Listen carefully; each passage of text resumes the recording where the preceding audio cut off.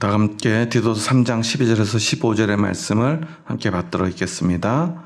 내가 아데마나 두기고를 내게 보내리니 그때 내가 급히 니고볼리로 내게 오라. 내가 거기서 겨울을 지내기로 작정하였노라. 율법교사 세나와 및 아볼로를 급히 먼저 보내어 그들로 부족함이 없게 하고 또 우리 사람들도 열매 없는 자가 되지 않게 하기 위하여 필요한 것을 준비하는 좋은 일에 힘쓰기를 배우게 하라. 나와 함께 있는 자가 다 내게 무난하니 믿음 안에서 우리를 사랑하는 자들에게 너도 무난하라. 은혜가 너희 무리에게 있을지어다. 아멘. 오늘은 이 디도서의 마지막 부탁과 안부, 끝 인사의 내용입니다. 사도 바울의 서신서를 보면요, 항상 어떤 믿음의 고백으로 시작을 하고요,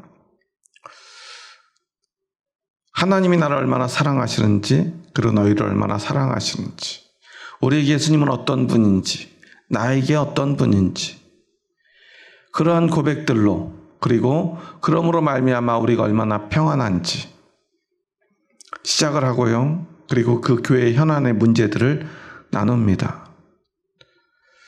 그리고 어떤 것이 올바른 길인지, 어떤 것이 진짜 믿음인지를 이야기합니다. 그리고 마지막에는요, 마지막 부탁들 하는데 그 부탁의 내용은 대부분 일관되게도 어떤 사람들에 관한 이야기입니다. 그래서 마지막 인사에 보면 사람의 이름이 나옵니다. 오늘 어떤 사람들이 나오죠? 오늘 12절에 보면 누가 나옵니까? 아데마와 두기고가 나옵니다. 13절에 누가 나옵니까? 율법교사 세나와 아볼로가 나옵니다. 아데마는 성경에서 딱 한 번 이름이 언급되는데요, 바로 이 디도서입니다. 사실 누군지 잘 알려져 있지 않아요. 그래서 우리가 알 수 있는 것은 전설에 의한 건데요, 이 아데마는 아마도 이 70인의 제자 중 한 사람이었을 거라고 추측돼요. 그리고 전설에 의하면 루스드라의 첫 번째 주교가 되었다라고 전해집니다. 그런데 확실하게 이것이 역사적으로 잘 기록되어 있지 않다 보니까 우리가 이것을 100% 확신할 수는 없는 내용이지만 아마도 그렇게 되었을 것 같아요. 중요한 것은요, 사도 바울이 왜 이런 사람들의 이름을 언급하느냐예요. 두기고는 우리가 그래도 몇 번 들어본 이름이죠. 골로새서 4장 7절에 보면 두기고는 어떤 사람이냐면 사랑받는 형제요, 신실한 일꾼이요, 주 안에서 함께한 종이다 라고 기록하고 있지요. 아시아 출신이고 바울이 정말로 신임하는 제자 중에 하나입니다. 그리고 이제 율법교사인 세나라는 사람이 나오는데요, 이 사람도 딱 한 번 언급됩니다. 오늘 디도스 3장에서입니다. 율법교사, 노미코스라고 하는 단어를 쓰는데요, 원래 과거 성경에는 이 노미코스, 율법교사를 교법사 이런 식으로 번역을 해놔가지고 좀 헷갈리게 해놨어요. 무슨 말이냐면 이 노미코스라고 하는 단어 자체가 원래는 로마의 법률가, 우리로 지금 말하자면은 변호사, 검사, 판사 같은 법률가, 법을 공부한 사람이라는 뜻을 가지고 있어요. 그러다 보니까 이 로마 사람들, 이 헬라어를 보는 헬라어 사용하는 사람들 입장에서는 이 노미코스라고 하면은 법률가로 생각을 할 수 있는데요, 이 사람은 유대인입니다. 그러면 유대인에게 법률가는 어떤 법률가죠? 유대인에게 중요한 법은 어떤 법이죠? 바로 율법입니다. 그래서 유대인들에게 노미코스는요, 율법사가 됩니다.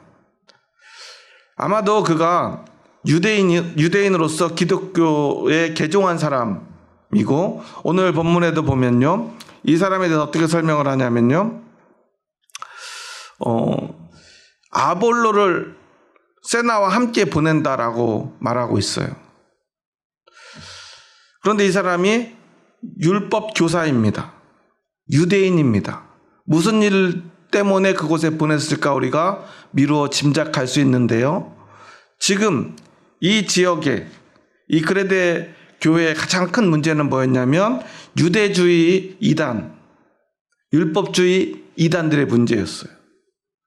그래서 누구보다도 이 율법에 정통한 세나를 아볼로와 함께 보내서 그 이단들에 대항하고 그들과 싸울 수 있는 힘을 얻을 수 있도록. 그래서 뭐가 문제인지, 유대주의적 이단, 이 율법주의가 이 교회에 어떤 문제를 일으키는지, 그들이 주장하는 것이 어떻게 잘못되었는지를 분명히 가르치고요. 그래서 그것들과 맞서 싸울 힘을 얻을 수 있도록 보낸 것 같아요.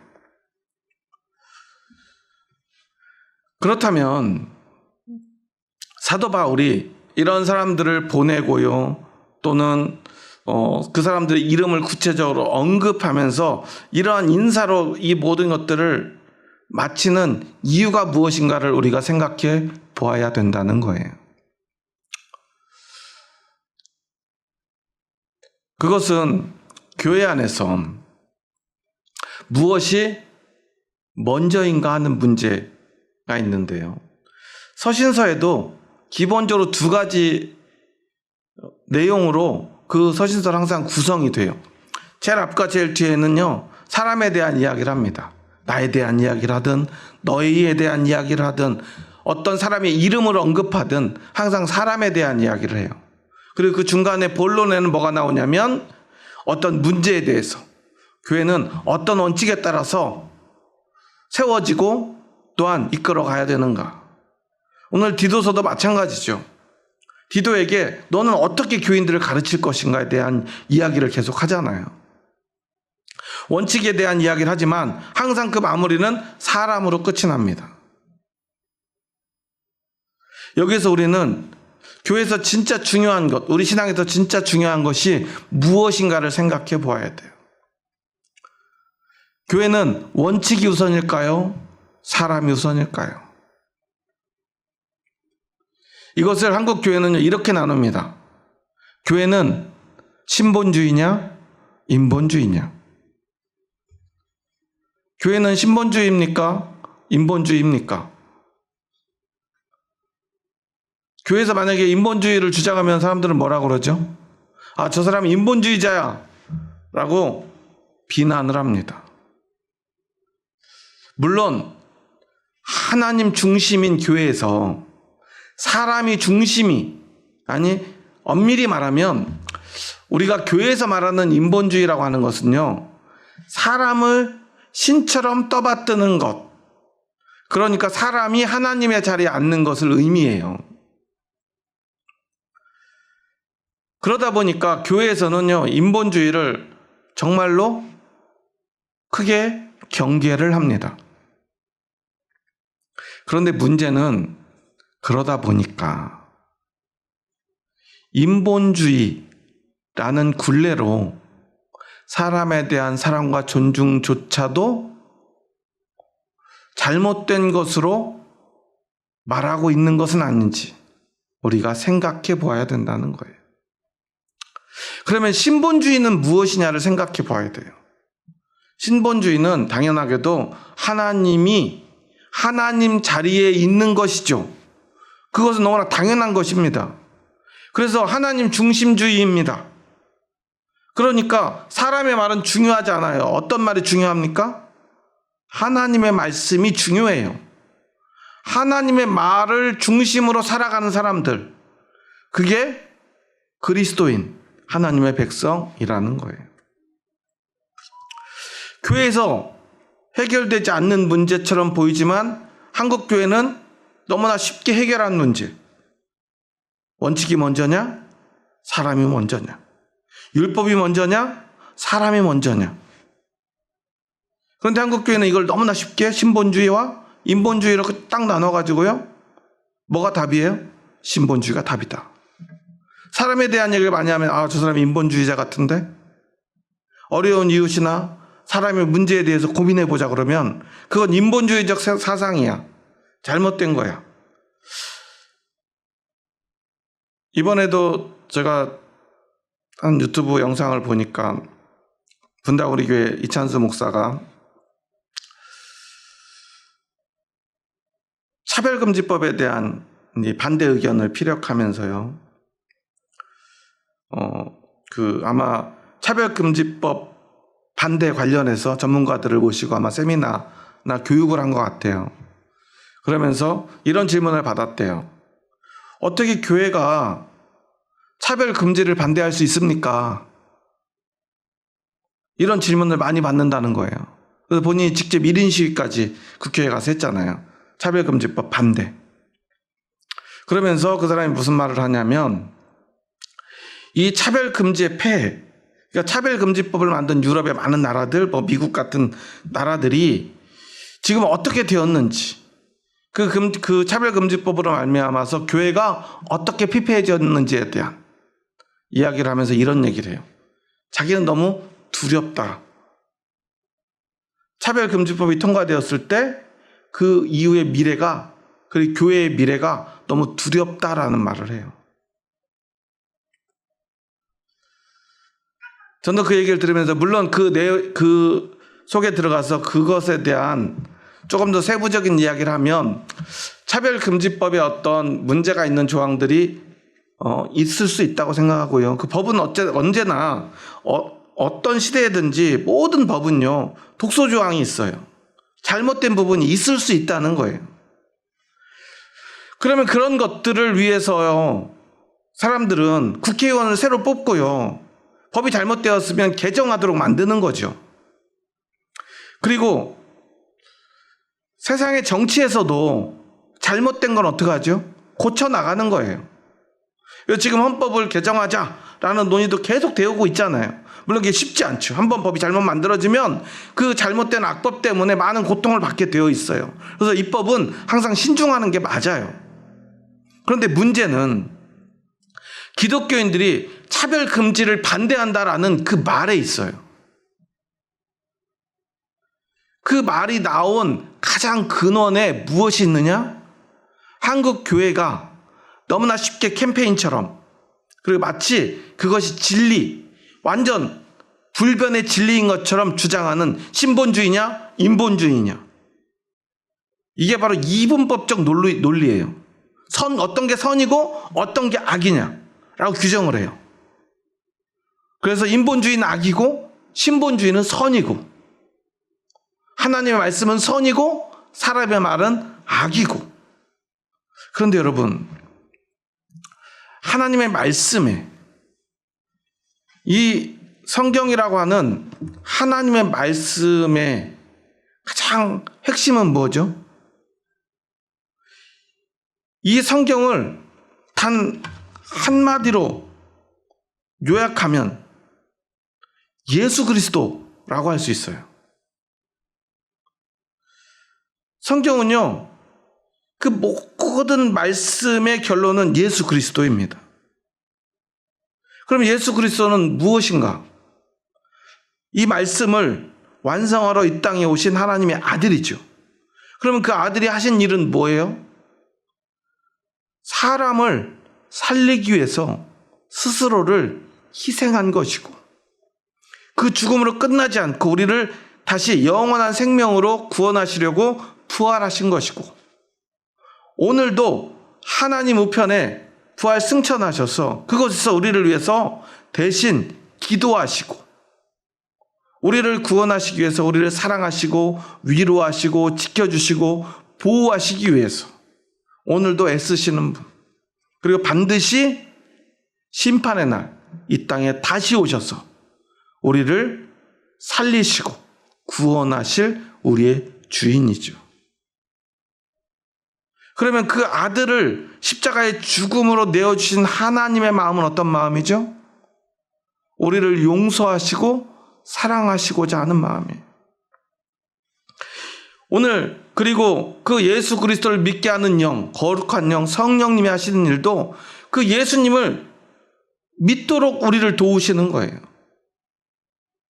그 말은 뭐냐면 결국 모든 성경은, 하나님의 말씀은 예수 그리스도로 수렴되는데, 예수 그리스도의 가장 큰 본질은 무엇인가? 우리가 지난 주일에 또 삼위일체적 교회에 대해서 배웠죠.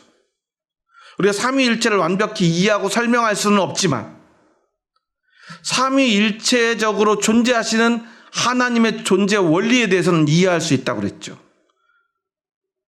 그 모든 것의 근원에 사랑이 있다고 그랬어요.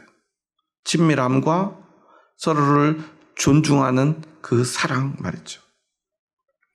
그래서 교회는 삼위일체적으로 함께 교제하며, 교제를 우리 뭐라고 말해요? 교제, 코이노니아, 친교, 이게 바로 친밀함이죠. 그래서 교회에서 가장 중요한 요소 가운데 하나가 바로 이 친교예요. 사랑하지 않는, 친교하지 않는, 친밀해지지 않는 교회는요, 교회일 수 없어요.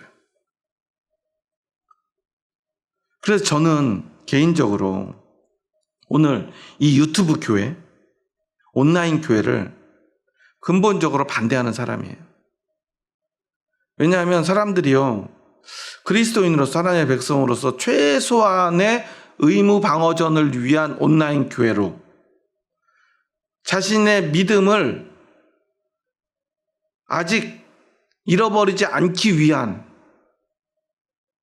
어쩔 수 없는 선택이라고 주장하지만 사실은 변명인 온라인 교회에는 가장 중요한 요소인 이 친교가 사라져버리기 때문에 그래요. 교회는 삼위일체적이기 때문에 예수 그리스도의 복음을 믿는 믿음으로 시작되어 믿음이 있는 사람들이 모입니다. 사람이 모이면요, 문제가 생겨요. 다툼도 생기고요, 어려움도 생겨요. 상처도 받고요, 상처도 줍니다.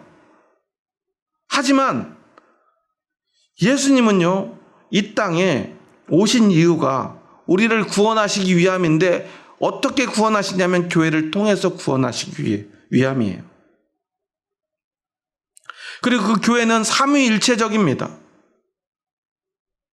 친교와 존중으로 세워지는 교회. 친밀해지기 위해서 친교를 합니다. 가까워지면 반드시 다툼이 생기고요, 아픔이 생기고요, 상처가 생깁니다. 문제가 생깁니다. 하지만 그것을 해결하는 능력이 교회에 있어요. 그것이 바로 하나님의 사랑입니다. 예수님의 십자가입니다. 성령님의 도우심입니다. 이 모든 능력은요, 오직 사랑을 위해서 사용되는 거예요.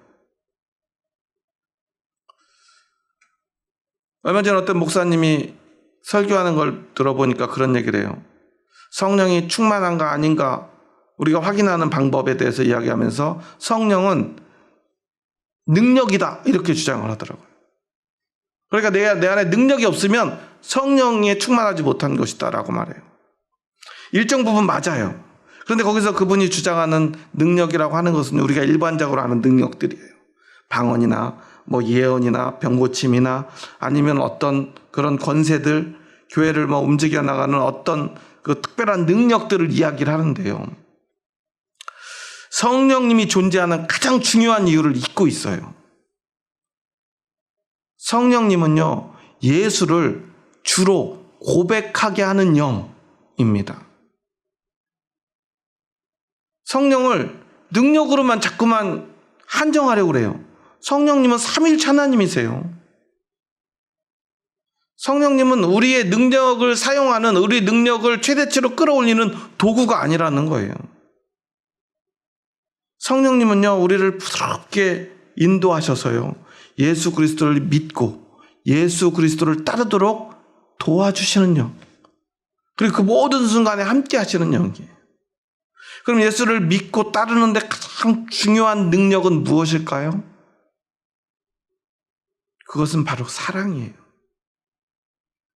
왜냐하면 근원적으로 성부 하나님, 성자 예수님, 그리고 성령님의 이 삼위일체적으로 존재하시는 그 하나님의 능력의 가장 중요한 요소는 사랑이기 때문에 그래요. 삼위일체로 존재하기 위해서 이 삼위일체라고 하는 것을 우리가 이해하기 위해서 가장 중요한 것은 그 삼위 하나님 사이에 그들을 하나 되게 하시는, 완전히 하나로 존재하게 하시는, 완전히 개별적이고 독립적이지만 완전히 다른 분이지만 완전히 똑같은 분까지 되도록 만드는 그 힘은 사랑이기 때문에 그래요. 그 친밀함이 없는 교회는 진짜 교회일 수 없는 이유는 우리는 그 삼위일체 하나님을 믿기 때문이에요. 그런데요, 자꾸만 이 사랑을 빼고 어떤 이야기를 우리가 하고 있는지도 몰라요. 신본주의라고 하는 것 잘 생각해 보면요, 하나님이 중심이 된 삶, 우리가 한국 교회가 오늘날 주장하는 그 신본주의, 하나님의 율법을 정확하게 지켜내는 그 신본주의적 관점에서 그것을 가장 열심히 잘 지킨 사람들이 어떤 사람들이냐면 바리새인들, 서기관들, 제사장들입니다. 그런데 예수님은 그들을 향해 이 독사의 자식들아 라고 외쳤죠. 왜 그러죠? 그 율법에서 가장 중요한 것을 잃어버렸기 때문이에요. 그것은 바로 사람에 대한 사랑입니다. 자기는 요만한 거 하나도 들지 않으면서 그들에게는 막 이만한 들보를 짊어지워서 그것을 열심히 잘 들어야 돼, 똑바로 안 들고 있네 라고 정죄하는 그들. 자기들은 자기들 편한 대로 적당히 지키면서 수백 가지의 율법의 조항들을 더 만들어내서 사람들을 힘들게 하는 그 모든 것, 그리고 그러면서 그들이 주장하는 것, 이것이 하나님을 위한 것, 즉 신본주의다라고 외치는 그들을 향해 예수님이 말씀하신 거예요. 신본주의가 뭐냐? 안식일을 기억하여 거룩하게 지키는 것이 무엇이냐? 사람이 죽어가는데도 그것을 외면하는 것이냐? 아니다. 형제가 고통받고 아파하면 그들을 살리는 것이 안식일의 정신, 하나님 율법의 가장 소중한 가치다라고 예수님이 말씀하신 거예요. 다른 말로 하면 가장 신본주의적인 것은요, 가장 인본주의적인 것이기도 해요. 우리 이것을 양분할 것이 아니에요. 왜냐하면 우리에게 하나님 중심의 삶에 있어서 가장 중요한 것은 무엇입니까? 우리의 삶에서, 우리의 신앙에서 사람이 빠지면 그 하나님의 말씀이 무슨 의미가 있죠? 하나님이 도대체 그 말씀을 누구에게 주셨다는 거예요? 하나님이 우리에게 말씀을 주신 건요, 사람이 그곳에 있기 때문에 주신 거라는 사실.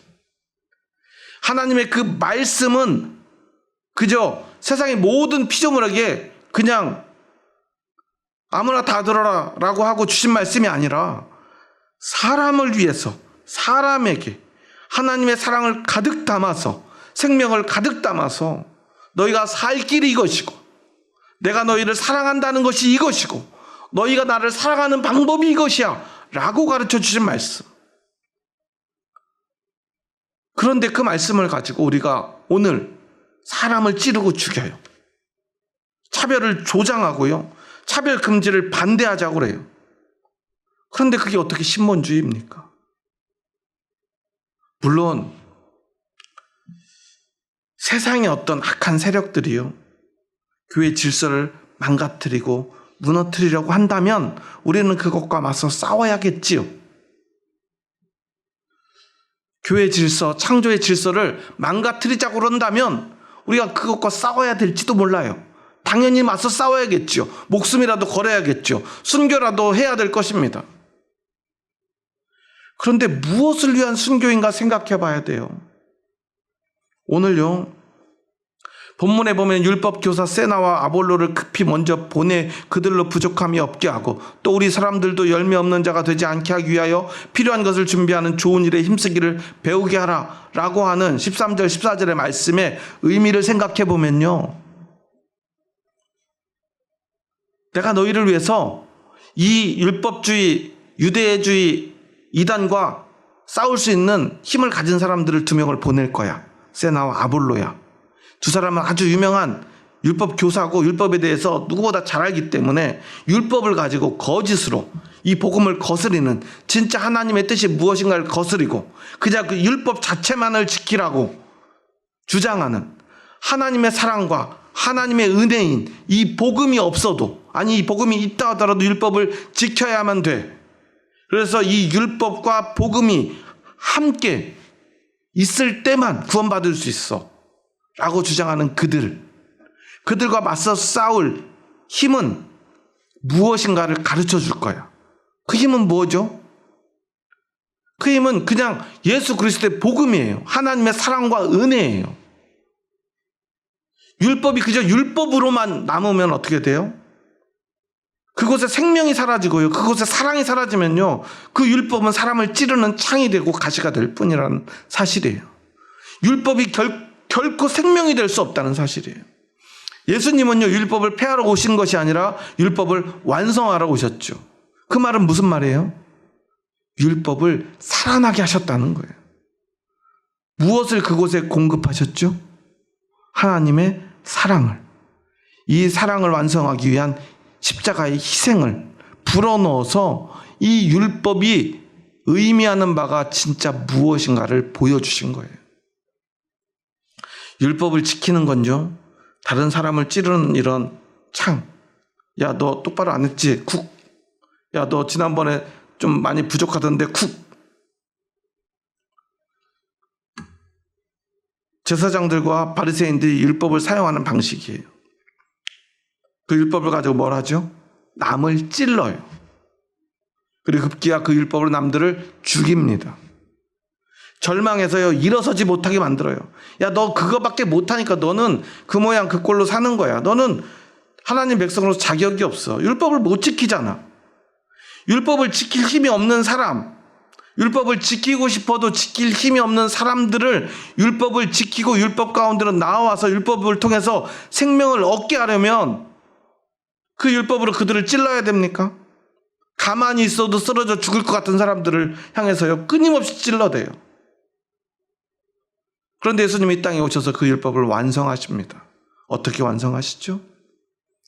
그 율법 때문에 율법 앞에서 너무나 지치고 힘들고 그걸 지킬 힘이 없는 그들을 대신해서 십자가에서 피 흘려 죽으심으로 그 율법을 지켜낼 수 있는 힘, 율법으로 통해서 보호받을 수 있는 힘, 율법을 통해서 구원받을 수 있는 힘, 율법을 통해서 구원받을 자격을, 생명의 자격을, 살아날 수 있는 힘을 부어주신 거예요. 십자가에서 쏟으신 그리스도의 보혈은요, 율법 안에서 우리를 보호하시고 지키시고 힘을 주시고 생명을 주시는 힘이 됩니다. 그리고 그 모든 힘의 원천은 무엇입니까? 자기 희생을 통한 용서예요. 그래서 예수님이 십자가에서 하신 말씀 중에 가장 어쩌면 중요한 말씀이 무엇이죠? 아버지, 저들의 죄를 사하여 주시옵소서. 예수님 십자가를 통해서 우리에게 주시고자 하는 가장 중요한 것은 바로 이 용서예요. 용서가 있어야 하나님과의 화합, 즉 화해가 이루어집니다. 예수님은요, 하나님과 우리 사이에 막힌 담을 허시는 화평이 되십니다. 그 모든 것은요, 용서를 통해서만 가능해요. 그리고 그 용서는 사랑으로 완성되는 것이고요, 사랑이 없이는 안 되는 것입니다. 그런데 교회가요, 율법으로 찌르는 곳이 되어버렸어요. 신본주의라는 이름으로 교회를 지키기 위한다는 명목으로 자기들이 알지도 못하는 어떤 사회적인 약자들, 거기서 지칭하는 건 동성애자들이지만요, 결국 그 법이 입법되지 못함으로 피해보는 사람들은 어떤 사람들이냐면요, 세상에서 소외되고요, 세상에서 너무나 약해가지고 보호받지 않으면 살 수 없는 사람들이에요. 마치 이 예수님이 왔을 당시에 병들고요, 가난한 백성들이에요. 그래서 그들을 그때 열심히 찌르고 괴롭히던 사람들은 누구냐면 교회의 지도자들, 종교 지도자들인데 오늘 대한민국이요, 바로 그런 모습을 가지고 있는 거예요. 교회가 그들을 찌릅니다. 그들을 위한 입법을 막습니다. 그러면서 차별 금지 반대를 외칩니다. 법이 어떤 잘못된 조항이 있다면 그런 것들을 바꿔서라도 교회는 차별을 금지하지 않습니다. 차별 금지에 찬성합니다. 교회는 어떤 경우에도 어떤 차별이나 아니면 어떤 편견을 원하지 않습니다. 예수님이 그랬어요. 모든 차별과 모든 편견을 깨트리신 분이에요. 너무나 당연한 편견, 당연한 차별을 예수님은 반대하셨어요. 그리고 그것 때문에 예수님은 십자가에 달려 죽으셨어요. 그런데 그 예수님을 믿는 교회가 오늘 2025년에 대한민국에 만들어진 편견과 차별을 찬성하고요. 그 편견을 지키고요. 그 차별을 없애지 말자고요. 목숨을 걸고 있어요. 교회를 대표하는 목회자들이요. 그런 말을요. 아무렇지 않게 해요. 그러면서 뭐라고 그러냐면 너희들이 몰라서 그러는 거야. 내가 가르쳐 줄게. 저도 이찬수 목사를 참 좋아했는데요. 왜 좋은 목사들도요. 나이를 먹어가면 꼭 그렇게 변하는지 모르겠어요. 왜 그럴까요? 기득권에 편입되어 가기 때문에 그래요. 힘이 생기기 때문에 그래요. 숫자가 많아지고요. 돈이 많아지고요. 건물이 커지기 때문에 그래요. 시간이 지나면서요. 가진 게 많아지기 때문에 그래요. 가진 게 많은 사람들은요. 가진 것이 없는 사람들의 편에 설 수가 없다는 사실이에요. 하지만 예수님은요. 세상의 모든 권세를 가지신 하나님이시며 하나님의 아들이셨지만 단 한 번도 기득권의 편에 서지 않았어요. 왜냐하면 그 안에는 사랑이 가득했기 때문입니다. 오늘 사도 바울은요 14절에서 아주 중요한 얘기를 해요. 다시 한번 14절 말씀은 함께 읽겠습니다. 또 우리 사람들도 열매 없는 자가 되지 않게 하기 위하여 필요한 것을 준비하는 좋은 일에 힘쓰기를 배우게 하라. 이 14절 말씀은요 사실 사람들이 잘 보지도 않고 외면하는 말씀이에요. 특히나 요즘 세대는 특히 싫어하는 말씀이에요. 열매 없는 자가 되지 않게 하기 위하여 무슨 일을 하라고 하고 있어요? 세나와 아볼로에게 필요한 모든 것들을 준비하는 좋은 일, 이것이 열매 맺는 일이라고 가르치는 거예요. 다른 말로 하면 목회자 아니면 교회의 어떤 이 직무를 맡은 어떤 사람들, 교회를 위해서 자신의 생계를 포기하고 교회를 위해서 헌신하는 사람들을 위해서 교인들은 그들의 먹을 것, 입을 것, 쓸 것, 필요를 채우라는 이야기예요.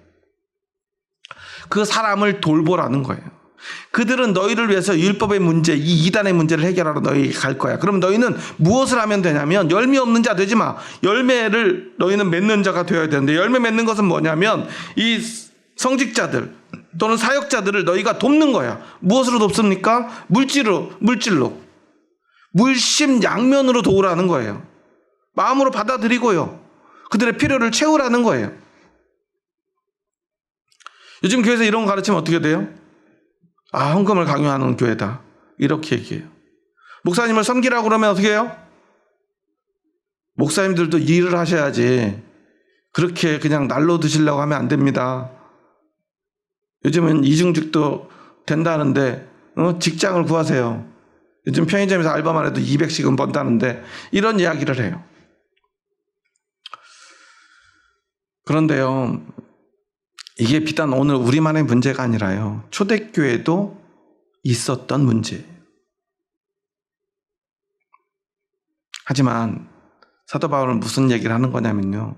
지금 돈에 관한 이야기를 하는 게 아니에요. 사람에 관한 이야기. 예를 들어서 어떤 목사는요. 직업이 있을 수 있어요. 사도 바울도 본인이 직접 일을 가지며 일을 하면서 선교 사역을 감당했어요. 하지만 어떤 사람들은요. 일을 하면서 선교 사역, 목회 사역을 교회를 돕는 사역을 할 수 없는 사람들이 더 많이 있었다는 사실이에요. 그러면 그렇다면 그 사람들은 지금 목숨을 걸고 하나님을 위하여, 복음을 위하여, 예수 그리스도 십자가를 위하여, 그리고 교회를 위하여 일하고 있는데, 그럼 너희는 무엇 할래? 그 사람이 중요하냐? 너희가 교회냐? 그렇다면 너희는 어떻게 해야 돼? 그 사람들을 먹여 살려야지. 이게 바로 삼위일체적 교회의 본질이라고 가르치고 있는 거예요. 목사가 생계의 위협 속에서 먹고 살 길이 막막한 상황에서 하나님의 부름을 받았어요. 그런데 하나님은요, 그냥 부르셔서 너 이거 해. 그러면 그 목사는 해야 됩니까? 안 해야 됩니까? 할 수밖에 없죠. 두 가지 이유예요. 첫째, 하나님을 사랑하니까. 둘째, 하나님이 두려우니까. 하나님의 명령에 복종할 수밖에 없어요. 그럼 그 일을 합니다. 그런데 항상 한쪽에는요, 마음에 걱정이 돼요. 근데 하나님 일을 하긴 하는데 하나님 저는 어떻게 살아야죠? 자, 가족들은 어떻게 먹여 살립니까? 하나님은 걱정하지 마 라는 말씀도 안 해주세요. 왜 그러냐면 이스라엘 시대에는요, 그 나라가, 그 백성이 하나님의 나라였기 때문이에요. 그러니까 그 나라가, 그 백성이 제사장을 먹여 살려야만 했어요. 그런데 그 백성이요, 그 사명을 방기했을 때, 그 의무를, 당연한 일을 하지 않을 때, 말라기에서 하나님은 그들에 대해서 정말 강력하게 경고하고 책망하셨던 거예요. 그게 우리가 잘 아는 11조의 이야기인데요. 거기서 이야기하는 건 11조 꼭 해야 돼, 그런 이야기가 아니에요. 하나님의 사람들, 하나님께 드려진 사람들, 다시 말하면 하나님의 일만을 위해서 특별히 하나님이 선택한 사람들, 그 사람들을, 너희 하나님의 백성들은, 너희는, 이 사람들은 나를 위해 쓰임 받는 사람들이기 때문에 이 사람들은 나를 위해 자신을 드린 거야. 그런데 그 사람들이 나를 위해서 계속 드려서 그 삶을 평생 살려면 어떻게 해야 돼? 너희가 그 사람들을 먹여 살리면 돼. 그 사람들이 하는 일은 귀한 일이야. 그러니까 그 사람을 먹여 살리는 일은 누구를 위한 일입니까? 하나님을 위한 일이야. 그래서 그런 규정들을 만들어 놓으신 거예요. 오늘 교회도 마찬가지예요. 물론 저는 이중직을 반대하는 입장은 아니에요.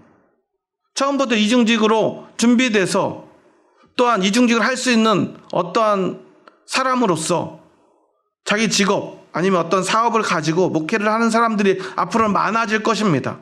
하지만 지금 현직에서 목회를 하는 목사들의 대부분은 이중직이 허락되지 않는 상황 속에서 부름을 받았고 그 일을 감당하고 있어요. 그런데 이제 와서 50이 되고 60이 된 사람들한테 직장 구하세요, 시험 보세요, 머리 좋으시니까 공부 많이 하셨잖아요, 사법고시 합격하셔가지고 변호사 하시면서 하시면 되잖아요. 아니면 회사에 지금이라도 들어가세요.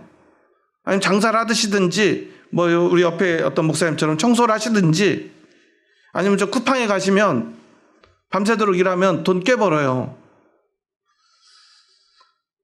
물론 그렇게 할 수 있는 사람도 있어요. 그런데 저부터도요, 저도 교회가 어려울 때, 다른 지역에 있을 때 운전도 해보고요, 다른 아르바이트도 해봤어요. 목회가 감당이 안 돼요. 그래서 그때 목회를 포기하든 일을 포기하든 둘 중에 하나는 포기해야 되겠다. 그런데 목회를 포기할 수가 없어요. 그래서 저는 그냥 제 아내를 엄청 고생만 시켰죠. 그리고 그냥 적은 돈으로 아끼면서 빚내면서 마이너스 통장으로, 그러고 살면서 버텨온 거예요. 이번에도 보니까 국무총리 후보의 돈 문제에 관해서 국힘당에서 막 공격을 해요. 그런데 저도 개인적으로 그 김민석 후보자의 그 이력을 조금 알고 있지만, 민주화 운동을 위해서 참 어려움을 많이 겪었고요. 그러는 위해서 사법적으로, 그리고 어떤 잘못도 실제로 한 것도 있었고요. 그래서 맨날 빚 갚기 바빴고요, 벌금 내기 바빴고요. 그래서 현재 총 재산이 2억이라고 그래요. 총리 후보자 정도 되는 사람이요, 자신의 총 자산이 2억이래요. 그 아들은 통장에 19살인데 200만 원이나 있대요. 그래가지고 막 비난을 받아요. 근데 나중에 이번에 보니까 어떤 같은 당 국회의원이 그 비판하는 그 국회의원의 그 공개된 자산을 보니까 재산이 70억이래요. 똑같은 아들이 있는데 하필이면 나이가 동갑인데 19살짜리 아들이 7억이 넘는 돈이 통장에 있대요. 그러면서 아들 200만 원 통장에 있는 돈의 출처를 밝혀라. 2억이라고 하는 재산 형성 과정을 소상히 밝혀라. 라고 말해요.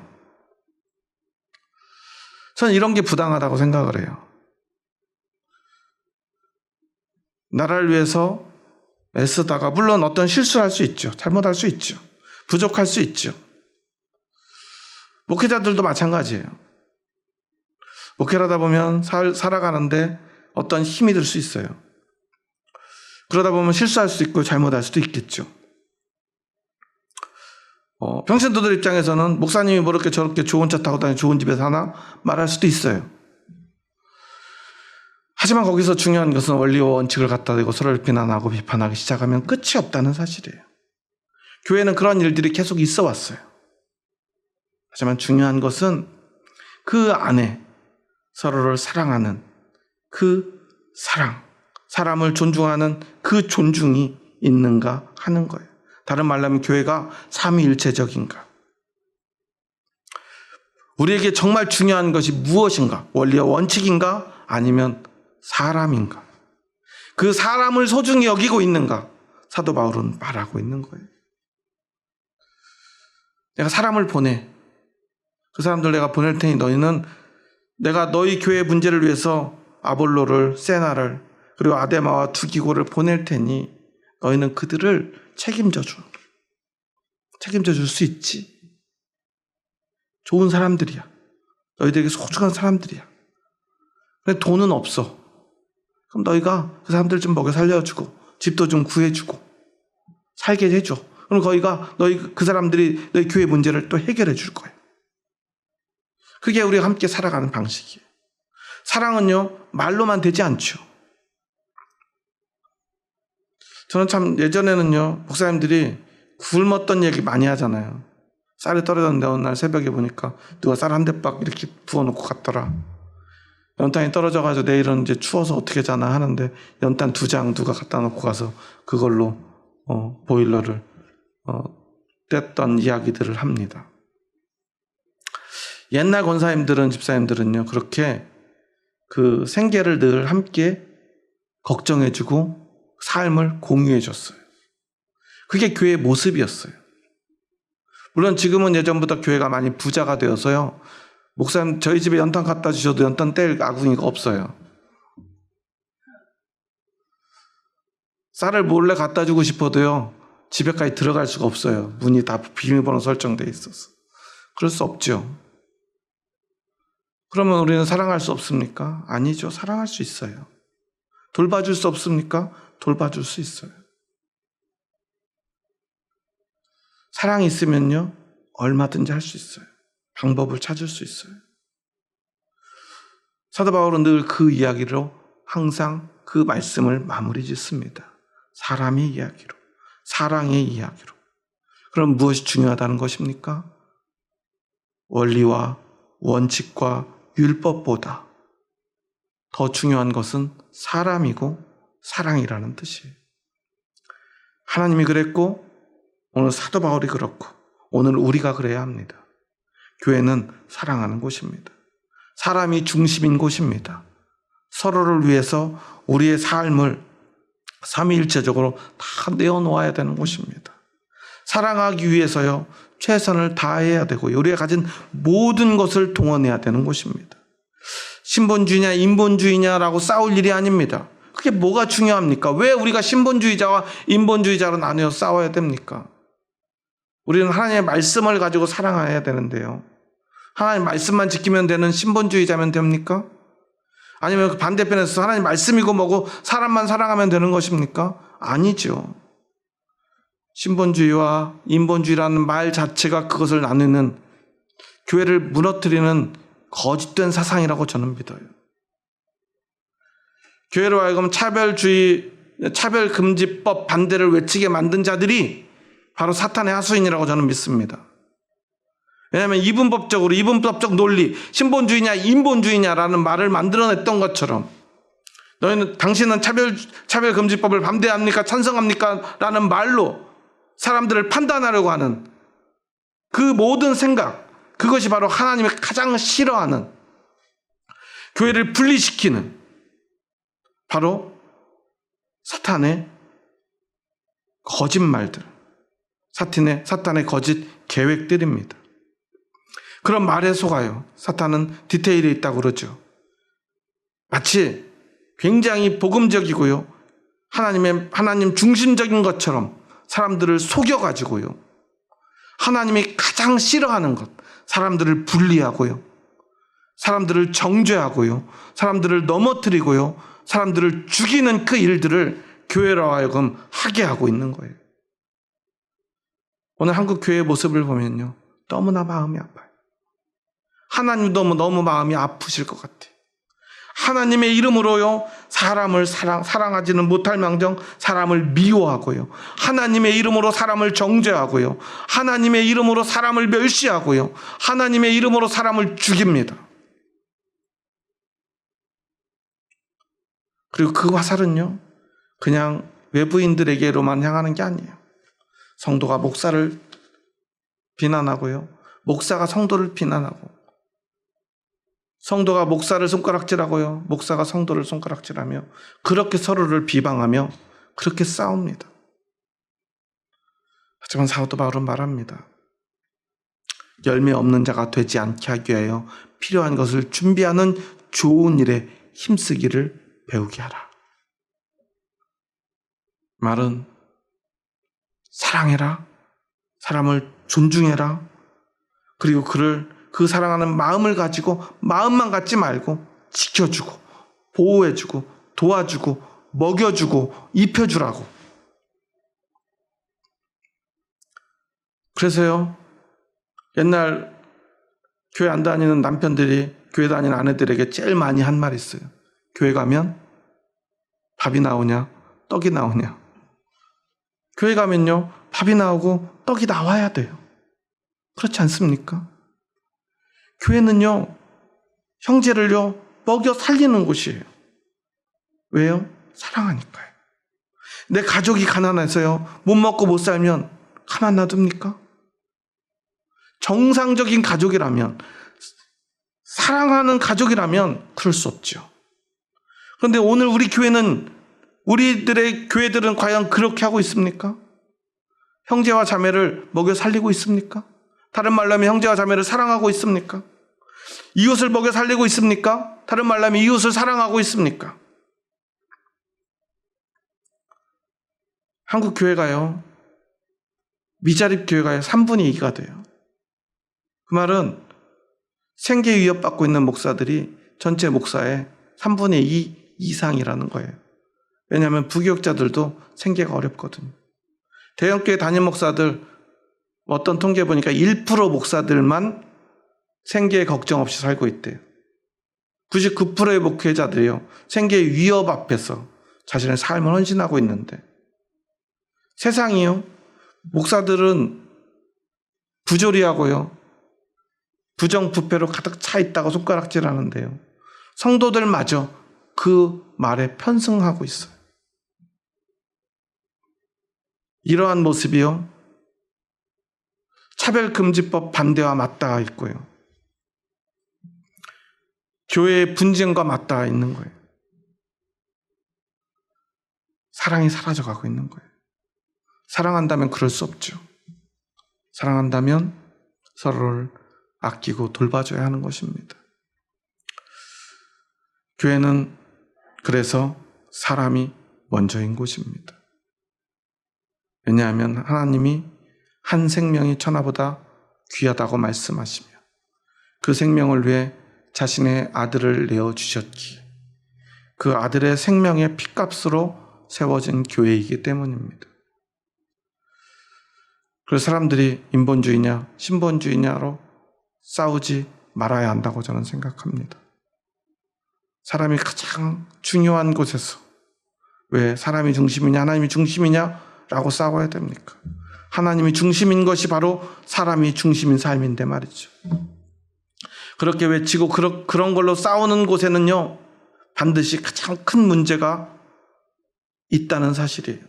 바로 사랑이 사라져버린 거예요. 사랑이 있는 곳에는요, 그런 싸움이 필요가 없어요.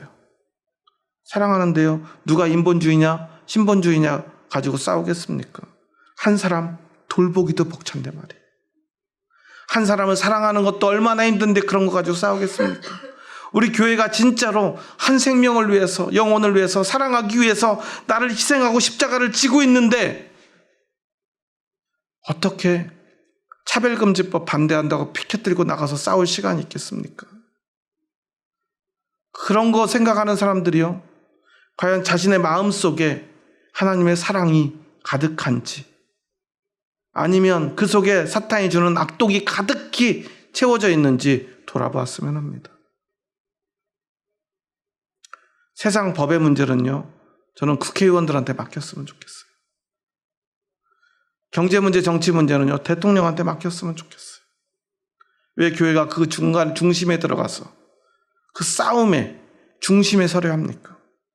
혹시 그 마음의 사랑은 다 사라져버리고 하나님의 사랑과 은혜는 잃어버려서 이제 세상의 악독, 세상의 원리 원칙만 가득 채워져서 그런 것은 아닌지 우리는 우리의 모습을 돌아봐야 할 것입니다. 오늘 이 밤에 무엇이 가장 중요한지 다시 한번 생각하는 이 밤이 되었으면 좋겠습니다.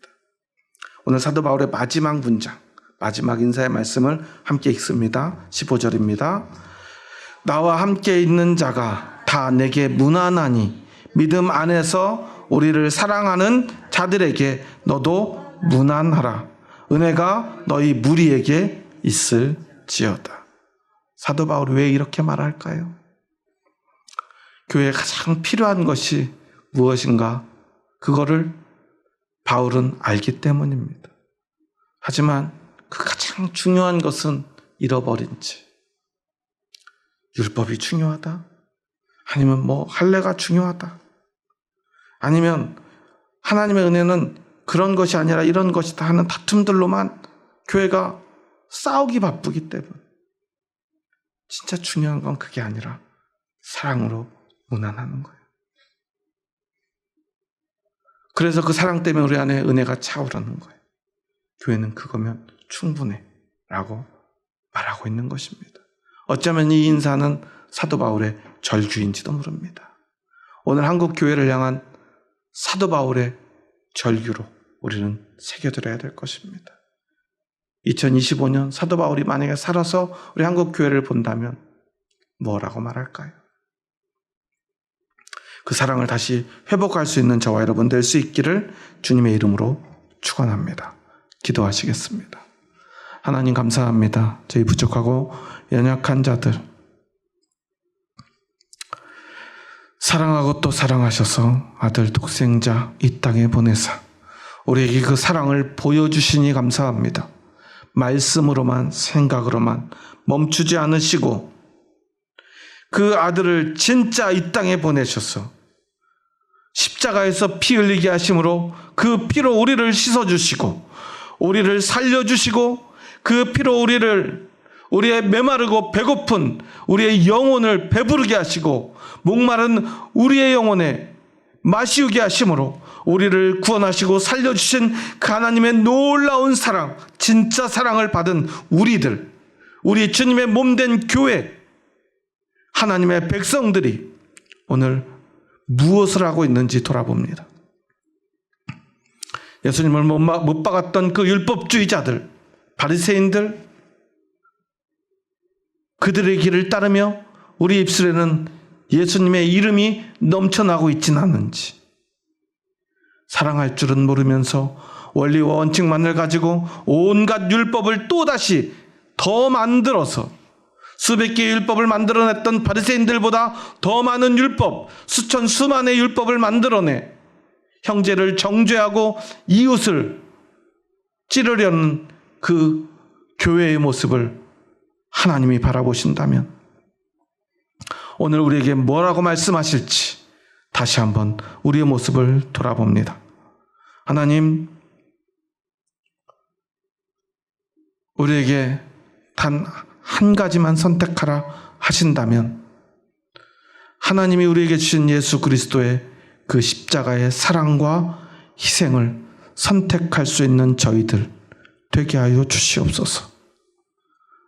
율법과 원리와 원칙과 규칙이 아니라 사람을 선택한 사도 바울처럼 오늘 우리도 그 사람과 사랑, 그 사람을 사랑하는 사랑을 선택할 수 있도록 허락하여 주시옵소서. 그렇게 교회가 사람을 사랑하는 교회 되게 하여 주시옵소서. 이제는 우리 주 예수 그리스도의 은혜와 하나님의 사랑하심과 성령님의 교통하심이 오늘 사도 바울의 마지막 문안의 말씀을 가슴에 새기고 교회에 가장 중요한 것이 무엇인가를 기억하며 오직 예수 그리스도의 사랑으로 서로를 사랑하겠노라 믿음으로 고백하는 이 자리에 머리 숙인 한 영혼 한 영혼 머리 위에 이제로부터 영원토록 함께 하시기를 간절히 축원하옵나이다. 아멘.